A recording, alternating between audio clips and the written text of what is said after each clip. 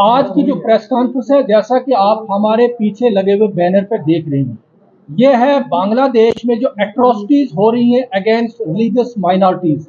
हम उसको कंडेम करने के लिए यहाँ पे इकट्ठे हुए। हम डिफरेंट सोशो पॉलिटिकल ऑर्गेनाइजेशन हैं। हमारे साथ जेके क्रिश्चियन सभा है, हमारे पास बुद्धिस्ट सोसाइटी ऑफ इंडिया है, human rights council of India और यूनाइटेड पीस अलायंस है, और बाकी भी संस्थाएं हैं, जेके पीपल्स मूवमेंट है और सिख मिशनरीज है। तो मकसद यह है कि बांग्लादेश में जो माइनॉरिटीज को टारगेट किया जा रहा, उसकी हम कड़ी से कड़ी निंदा करते हैं।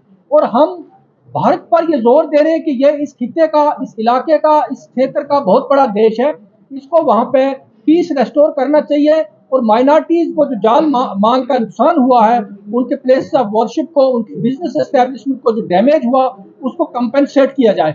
इसके साथ हम जो वहां पे इंटरिम गवर्नमेंट बनी है, उसके जो चीफ एग्जीक्यूटिव है मिस्टर मोहम्मद यूनुस, जो नोबल लॉरियट है, उनके हम बयान का वेलकम करते हैं। उन्होंने कल ये कहा कि अगर वायलेंस नहीं रुका तो मैं रिजाइन कर दूंगा। इसी तरह रिलीजियस अफेयर्स के जो एडवाइजर हैं खालिद हुसैन, उन्होंने कल बयान दिया। और एक और बड़ी जो सुबह से मैं न्यूज देख रहा था कि वहां पे कल हिंदू, बुद्धिस्ट और क्रिश्चियन यूनिटी काउंसिल की मीटिंग हुई है वहां पे मोहम्मद यूनुस से। और पुलिस, जो अभी आप किसी साथी ने सवाल किया था कि ये क्यों हुआ, पुलिस स्टेशन जलाए गए, क्योंकि वहां पे एक पीपल्स अपराइजिंग के नतीजे में वहां की फाशीवादी सरकार को गिराया गया है, ये आपको मालूम है। लेकिन उसके बाद वो पुलिस, क्योंकि वो बलि का बकरा बन रही थी, एक तरफ तो उनको शेख हसीना के ऑर्डर्स मानने थे, दूसरी तरफ उनको जो है वहां पे स्टूडेंट्स जो है, स्टूडेंट्स अगेंस्ट डिस्क्रिमिनेशन मूवमेंट नाम से जो तहरीक चली थी, उन पर गोलियां चलानी थी। लिहाजा उनको टारगेट, तो पुलिस सारी भाग गई थी सड़कों से। अब कल से पुलिस दोबारा यूनिफॉर्म पहनकर आ गई है और उन्होंने रेस्टोर कर लिया। और वहां की आर्मी ने बतौर खास एक बहुत बड़ा रोल किया है कि आर्मी ने शेख हसीना की बात न मानकर जो है अपने लोगों पर गोली न चलाकर उसी को भागने पर मजबूर किया। तो हम उसका भी वेलकम करते हैं। और हम बांग्लादेश की माइनॉरिटीज के लिए सख्त फिक्रमंद है। वो हमारे भाई हैं। और माइनॉरिटीज किसी भी कंट्री में टारगेट की जाए, वो इंडिया हो, पाकिस्तान हो, अफगानिस्तान हो, वो बहुत बुरी बात है। माइनॉरिटीज का पहला हक होता है किसी की भी कंट्री पर, और माइनॉरिटीज की सुरक्षा वहां की गवर्नमेंट की जिम्मेदारी है। हम चाहते हैं कि उनको फौरन से बेशतर जो है सिक्योर किया जाए, उनके बिजनेस को, उनके तमाम तरीके के।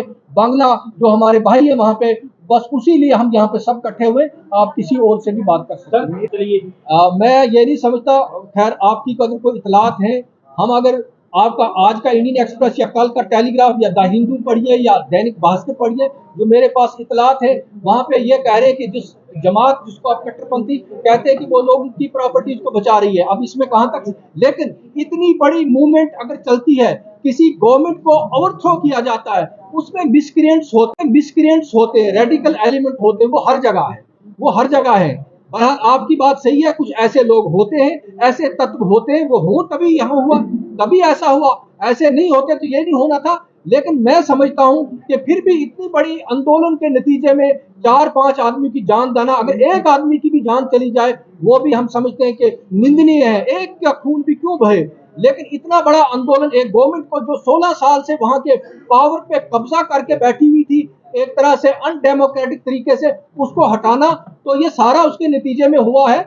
लेकिन हम उम्मीद करते हैं कि वहाँ की जो बांग्ला, वहाँ की उनकी जो शनाख्त है वो बांग्ला है, वो हिंदू, मुस्लिम, सिख, ईसाई की शनाख्त नहीं है। बांग्लादेश बंगाली शनाख्त पर बना था, और वो शनाख्त उनको सीमेंटिंग का काम करेगी, और वो सोसाइटी फिर से बैक टू नॉर्मल सी लौटेगी, हम ये उम्मीद रखते हैं।